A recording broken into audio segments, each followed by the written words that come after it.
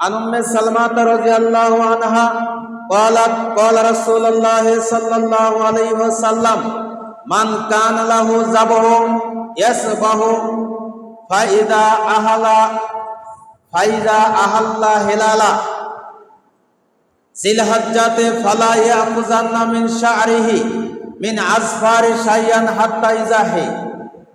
উম্মে সালামা রাদিয়াল্লাহু আনহা বলেন, আল্লাহর নবী বলেছেন, যখন তোমাদের মধ্য থেকে কোনো ব্যক্তি জিলহজ মাসের 10 তারিখে কুরবানি করার ইচ্ছা পোষণ করেন, সেই ব্যক্তি যেন তার শরীরের অঙ্গ মিন শা'রিহি, যতগুলি চুল রয়েছে এই চুল থেকে একটি চুল কাটবে না, ছিঁড়বে না, এবং তার যে আঁচড়ে লোক রয়েছে এই লোক থেকে কোনো লোক কর্তন করবে না। এইটা আল্লাহর নবী নিষেধ করেছেন। কেন করলেন? যে তোমার যদি ইচ্ছা থাকে জিলহজ মাসে আমি কুরবানি করব, তাহলে তোমার শরীরের অঙ্গ থেকে চুল, দাড়ি, গোঁফ, নখ কোনোটাই কর্তন করা যাবে না। এটা আল্লাহর নবী নিষেধ করেছেন।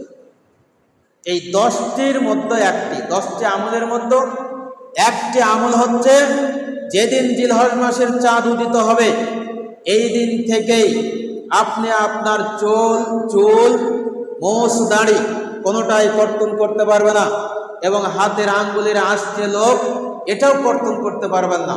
1 নাম্বার। দ্বিতীয় নাম্বার, আত-তাসবিহ, আত-তাকবীর, আত-তাহলিল, অধিক হারে আপনাকে আমাকে পড়তে হবে তাসবিহ সুবহানাল্লাহ। জিলহজ মাসের চাঁদ উদিত হলে সুবহানাল্লাহ, তাকবীর, আল্লাহু আকবার, তাহমিদ, আলহামদুলিল্লাহ, আর জিকির, অধিক হারে জিকির করতে হবে। সেইটা কি? লা ইলাহা ইল্লাল্লাহ, সুবহানাল্লাহ, আলহামদুলিল্লাহ, আল্লাহু আকবার, লা ইলাহা ইল্লাল্লাহ। জিলহজ মাসের চাঁদ উদিত হলেই আপনার আমার যেটা দ্বিতীয় নাম্বার করণীয় সেইটা হচ্ছে অধিক হারে এই দোয়াটা পড়তে হবে, সুবহানাল্লাহ, আলহামদুলিল্লাহ, আল্লাহু আকবার, লা ইলাহা ইল্লাল্লাহ, জিকির, এগুলো করতে হবে। তারপরে নফল সালাত আদায় করতে হবে, অধিক হারে নফল সালাত। তৃতীয় নাম্বার, অধিক হারে নফল সালাত, ফরজের পাশাপাশি নফল সালাত আদায় করতে হবে।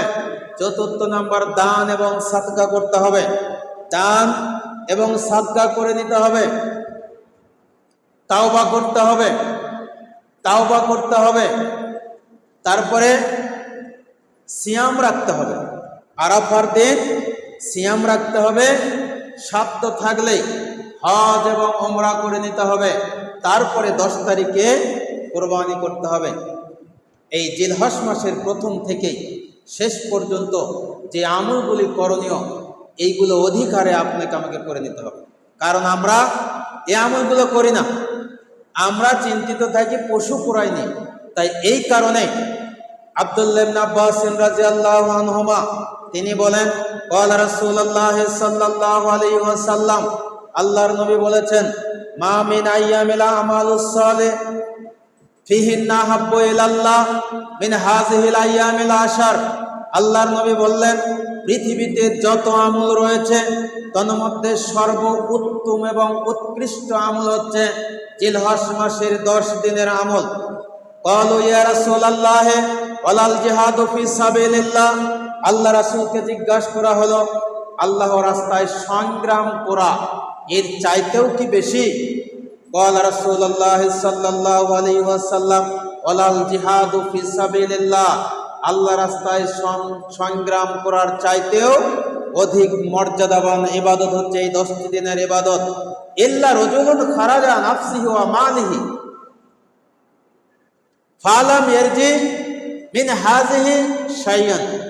কিন্তু যেই ব্যক্তি জান এবং মাল নিয়ে আল্লাহর রাস্তায় সংগ্রামের জন্য বের হয়েছে আর কিছু নিয়ে বাড়িতে ফিরে আসে নাই, জান নিয়ে মাল নিয়ে কোনোটাই নিয়ে বাড়িতে ফিরে আসে নাই, শহীদ হয়েছে, আল্লাহর নবী বলেছেন এ হতে পারে এই 10 দিনের কোনো ব্যক্তি আমল করলে তার সমতুল্য আমলকারী।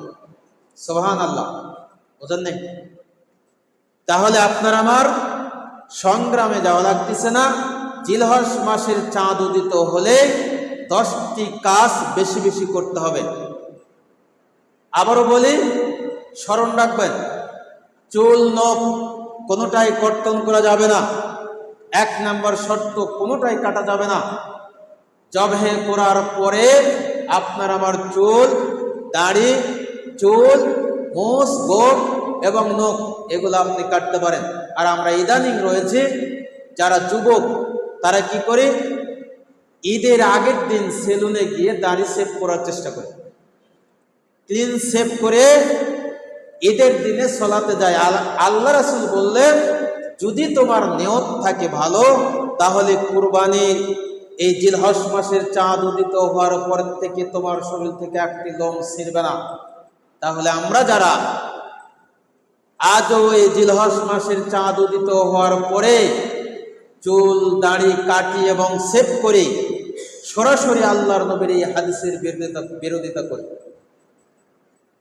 তাসবিহ সুবহানাল্লাহ পড়বেন, দ্বিতীয় তৃতীয় তাহমিদ আলহামদুলিল্লাহ পড়বেন, চতুর্থ তাকবীর আল্লাহু আকবার বলবেন, পঞ্চম জিকির লা ইলাহা ইল্লাল্লাহ পাঠ করবেন, ষষ্ঠ নফল সালাত আদায় করবেন, সপ্তম নফল সিয়াম আদায় করবেন। আরাফার দিনে সিয়াম রয়েছে, সেই হাদিস বলছে আরাফার দিনে সিয়াম পালন করবেন। নবম যেইটা রয়েছে, তাওবা করবেন, বেশি বেশি তাওবা ইস্তিগফার পাঠ করবেন। তারপরে সাধ্য থাকলে হজ উমরা করে নেবেন। আর 10 তারিখে যেইটা উত্তম ইবাদত, সেইটা হচ্ছে কুরবানি করা। সেটা হচ্ছে কুরবানি করা, কুরবানি করতে হবে। এই ইবাদতগুলো আমরা করি না, আমরা শুধু পশু ক্রয় করে নিয়ে ব্যস্ত থাকি। আর কোন দিন ঈদের আগের দিন কেমনে দাড়ি সেভ করবো, কাটবো, কত কাটিং রয়েছে, আমরা এটা করব। তো আসুন, আয়েশা রাদিয়াল্লাহু আনহা বলেন, আন আয়েশা রাদিয়াল্লাহু আনহা ক্বালাত আন্না রাসূলুল্লাহ সাল্লাল্লাহু আলাইহি ওয়াসাল্লাম মা মিন ইয়াউমিন আকসারা মিন আইয়াতাকাল্লাহু ফীহি আবদাম মিনান নার মিন ইয়াউমিল আরাফা। আয়েশা রাদিয়াল্লাহু আনহা বলেন, আরাফার দিন এমন একটি দিন, আল্লাহর নবী বলেছেন, যেই দিনে জাহান্নামী বাসীদেরকে অধিক হারে জাহান্নাম থেকে আল্লাহ রাব্বুল আলামিন মুক্ত দেন। যেই দিন জাহান্নামবাসীদেরকে অধিক হারে জাহান্নাম থেকে মুক্ত দেন আল্লাহ রাব্বুল আলামিন। কোন দিন? সেইটা হচ্ছে আরাফার দিন। সত্যের সাথে চলি, হকের কথা বলি। হক এন্টারটেইনমেন্ট আর্ট।